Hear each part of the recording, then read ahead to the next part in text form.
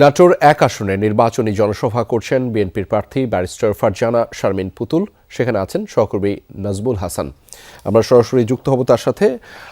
নাজমুল, জনসভার সার্বিক চিত্র কেমন দেখছেন? প্রার্থী বক্তব্য দিয়েছেন কিনা এখন পর্যন্ত, এবং তিনি তার বক্তব্যে যদি দিয়ে থাকেন সেখানে কি বিষয়গুলোকে উল্লেখ করছেন? নাটোর ১ আসনে বিএনপি রাজশাহী বিভাগের মধ্যে কিন্তু বিএনপি মনোনীত একমাত্র নারী প্রার্থী ব্যারিস্টার ফারজানা শারমিন পুতুল জনসভা করছেন। তো এই জনসভায় তিনি বিভিন্ন প্রত্যাশার কথা, উন্নয়নের কথা তুলে ধরছেন। তিনি বলছেন যে আসলে তিনি যেহেতু নারী, সেহেতু নারীদের উন্নয়নে কাজ করবেন, পাশাপাশি অবকাঠামো যত উন্নয়ন রয়েছে সেই উন্নয়ন করবেন, মাদক সন্ত্রাস নির্মূল করবেন।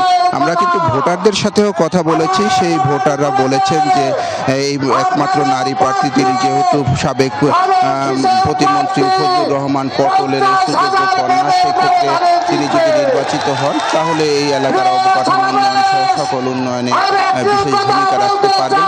ভোটাররা প্রত্যাশা করছেন যে প্রতিশ্রুতিগুলো যে দেয় বিভিন্ন সময় প্রার্থীরা, সেই প্রতিশ্রুতিগুলো যেন বাস্তবায়ন হয়, লালপুর বাগাতিপাড়ার উন্নয়ন হয়। এবং বিশাল এলাকা জুড়েই কিন্তু লালপুর বাগাতিপাড়া এই আসন, এখানে পদ্মার চর রয়েছে, এখানে যে কৃষকরা রয়েছেন সেই কৃষকরাও প্রত্যাশা করছেন যে এই চরের উন্নয়ন এবং কৃষির উন্নয়নের ক্ষেত্রে তিনি আসলে ভূমিকা রাখবেন। আপনি দেখতেই পাচ্ছেন যে অনেক জনসমাগম হয়েছে, বিশেষ করে নারীদের আমরা দেখতে পাচ্ছি। একেবারে এই মাঠটি কানায় কানায় পূর্ণ হয়ে গিয়েছে।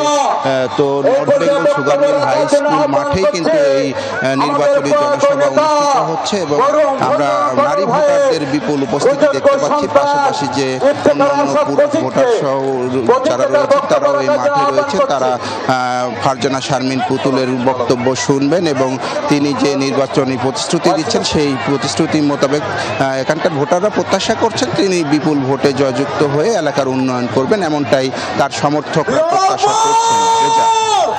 সেই খবরের বিস্তারিত আপনার মাধ্যমে জানছিলাম। ধন্যবাদ আমাদের সাথে যুক্ত হবার জন্য।